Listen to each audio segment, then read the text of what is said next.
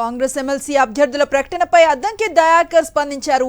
Party నిర్ణయానికి కట్టుబడి పనిచేస్తానని స్పష్టం చేశారు. అభిమానులెవరూ కలత చెందాల్సిన అవసరం లేదని, ఖచ్చితంగా భవిష్యత్తులో పార్టీ అవకాశం కల్పిస్తుందన్నారు. అందరం కలిసి ప్రజా పాలన కోసం కృషి చేయాలన్నారు అద్దంకి దయాకర్.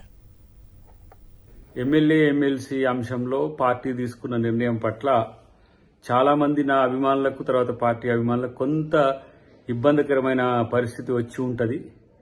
బట్ పార్టీ కొరకు మనం సహనంతో ఉందాం. పార్టీ నన్ను ఇంకా మరింత మంచి పొజిషన్ కొరకు ఆలోచిస్తుండొచ్చు.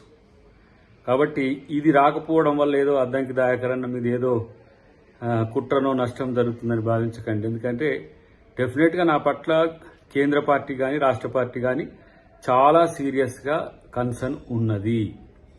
అది నాకు కూడా తెలుసు. దీపాదాస్ మున్షి గారు కూడా నాతో నిన్న మాట్లాడినప్పుడు చాలా స్పష్టంగా కూడా చెప్పడం జరిగింది.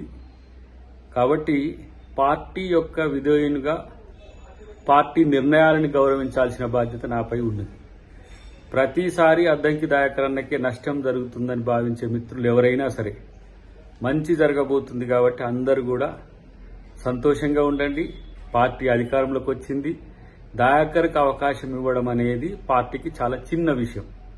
కాబట్టి దీన్ని మనం పెద్దగా చూడకుండా పార్టీ భవిష్యత్తును మరింత ఆలోచించే వాళ్ళుగా మనం అందరం కూడా రేపు ప్రజల పాలన ఎట్లా ఉంటుందో మనం అందరం కూడా కలిసి ముందుకు తీసుకుపోవడానికి ముఖ్యమంత్రి గారికి, కేబినెట్కి మనం అందరం కూడా సహకరించాల్సిన అవసరం ఉంది. నన్ను పార్టీ మంచి అవకాశం ఇస్తుందని నేను ఆలోచిస్తున్నాను.